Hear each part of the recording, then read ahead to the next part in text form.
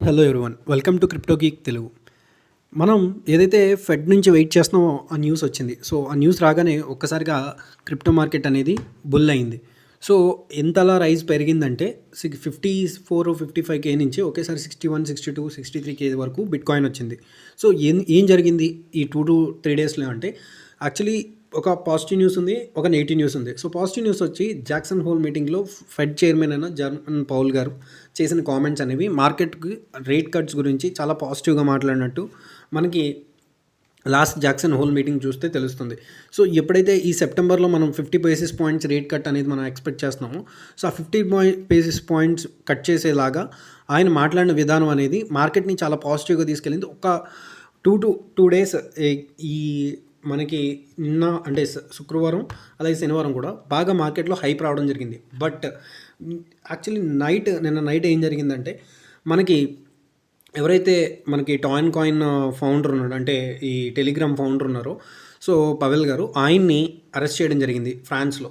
ఎందుకంటే ఫ్రాన్స్లో తమ యొక్క ప్రైవసీ రూల్స్ని వాళ్ళు బ్రేక్ చేస్తున్నారు. సో దాని గురించి ఈ క్రిమినల్ యాక్టివిటీస్కి ఎక్కువగా కూడా టెలిగ్రామ్ అనేది ఉపయోగపడుతుంది ఎండ్ టు ఎండ్ ఎన్క్రిప్షన్ వల్ల. అలాగే టాన్కి సంబంధించి చాలా కాయిన్స్ కూడా 16% పడిపోయడం జరిగింది. సో ఇక్కడ ప్రాబ్లం ఏంటంటే, ఆయన ప్రైవసీ రూల్స్ ఏవైతే ఉన్నాయో వాటికి సంబంధించి ఫాలో అవ్వలేదు. సో దానివల్ల క్రిమినల్స్కి ఆ ప్లాట్ఫామ్ అనేది బాగా ఉపయోగపడుతుంది అన్న ఒక్క కాన్సెప్ట్ మీద ఆయన్ని అరెస్ట్ చేయడం జరిగింది.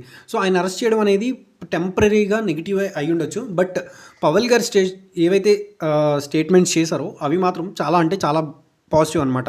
సో ఎందుకంటే ఇప్పుడు ఫ్యూచర్లో సెప్టెంబర్, అక్టోబర్లో ఒకవేళ సెప్టెంబర్లో 50 బేసిస్ పాయింట్స్ తీసుకుంటే అప్పుడు మార్కెట్ ఒకేసారి రైజ్ అవ్వచ్చు. అంటే ఇక్కడ మనం నా ఒపీనియన్ మాత్రం చెప్తున్నాను, ఇది ఫైనాన్షియల్ అడ్వైస్ అయితే కాదు. సో ఎవరైనా నన్ను నమ్మైతే గుడ్డిగా ఇన్వెస్ట్ చేయొద్దు, మీ ఓన్ అనాలిసిస్ మీరు చేయండి. నాకు అనిపించింది నేను చెప్తున్నాను. యాక్చువల్లీ నిన్న మాట్లాడినట్టు, నిన్న వీక్ 3 క్రిప్టో అనాలిసిస్లో నేను చెప్పినట్టు, సో ఈరోజు ఏదైతే ఫెడ్ చైర్మన్ నుంచి మనకి జాక్సన్ హోల్ మీటింగ్లో ఏదైతే పాజిటివ్ అవుట్కమ్ వచ్చిందో దానివల్ల మార్కెట్ పెరిగింది.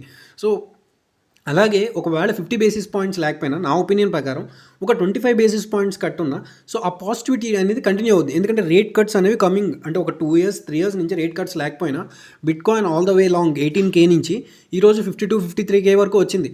సో ఒకవేళ రేట్ కట్స్ ఉండి మంచి మార్కెట్లో ఇంకొక మంచి పాజిటివ్ న్యూస్ ఉంటే కంటిన్యూస్గా, ఒక వైపు ట్రంప్ గారు, కమలా హారిస్ గారు కూడా ప్రో క్రిప్టో వైపు అడుగులు వేస్తుంటే, అంటే యాంటీ క్రిప్టో కాకుండా ప్రో క్రిప్టో వైపు అడుగులు వేస్తుంటే, you can imagine where it will be going. అలాగే ఈ ఎవరైతే మన టాన్ కాయిన్ కానీ నాట్ కాయిన్ కానీ, అంటే రియల్ టైమ్ యూసేజ్లోకి ఈరోజు మీరు టెలిగ్రామ్ని మానిటైజ్ చేస్తే టాన్ కాయిన్లోనే మీ పేమెంట్స్ వస్తాయి. సో అలాంటి ఆయన ఏదైతే రియల్ వరల్డ్కి క్రిప్టో కరెన్సీని అడాప్ట్ చేస్తున్నారో ఆయన అరెస్ట్ చేసేసరికి ఒకేసారి కొంచెం మార్కెట్ అనేది భయానికి లోన్ అయింది. దానివల్లే మనం ఏదైతే రైజ్ చూసామో వెంటనే రెడ్ క్యాండిల్స్ పడడం జరిగింది. బట్ ఇక్కడ మనం తెలుసుకోవాల్సింది దీని నుంచి, సో ఒకవేళ ఆయన మళ్ళీ రిలీజ్ అయ్యి నార్మల్గా టెలిగ్రామ్ అంటే యూరోపియన్ కంట్రీస్ ఏవైతే ప్రైవసీ అంటూ చెప్తున్నాయో, సో దానిని ఆయన ఒకవేళ అంటే ఆయన మార్చుకుని వాళ్ళకి రూల్స్కి తగ్గట్టు మళ్ళీ తీసుకొస్తే, ఇప్పుడు యాక్చువల్లీ బైనాన్స్ ఇండియాలో మొన్నటి వరకు లేదు, బట్ ఇప్పుడు ఏవైతే బైనాన్స్ ఇండియా అని కొత్తగా స్టార్ట్ చేసింది, అంటే ఇండియన్ రూల్స్ని అడాప్ట్ చేసుకుంటూ ముందుకు వెళ్ళి, సో ఇలాగా ఈ క్రిమినల్ సంబంధించిన ఇష్యూస్ని కూడా సార్ట్అవుట్ చేసుకొని ఆయన ఎటువంటి ప్రాబ్లం లేకుండా బయటకు వస్తే అది మళ్ళీ అగైన్ పాజిటివ్ అవుతుంది. సో ఒక కాయిన్లో ఏదైతే హెడ్ అండ్ టాస్ ఉన్నట్టు, సో ఒక న్యూస్లో పాజిటివ్ నెగిటివ్ కూడా ఉండొచ్చు. ఇన్ కేస్ ఆయన ఎటువంటి ప్రాబ్లం లేకుండా వస్తే ఇది షార్ట్ టర్మ్లో చిన్న ప్యానిక్ని క్రియేట్ చేసిన, బట్ ఇన్ కేస్ ఆయన ఏది ప్రాబ్లం లేకుండా బయటకు వచ్చేస్తే ఫ్యూచర్లో అది మనకు పాజిటివ్ అవ్వచ్చు. సో ఇది ముఖ్యంగా మనం జాక్సన్ హోల్ మీటింగ్ వల్ల ఫెడ్ పవల్ చైర్మన్ చేసిన ఈ దుమారం ఏదైతే ఉందో, అంటే ఈ గుడ్ న్యూస్ ఏదైతే ఉందో, సో దానివల్ల మార్కెట్ పెరిగింది. మళ్ళీ నిన్న టాన్ కాయిన్ ఫౌండర్ అరెస్ట్ అవడం వల్ల పడిపోయింది.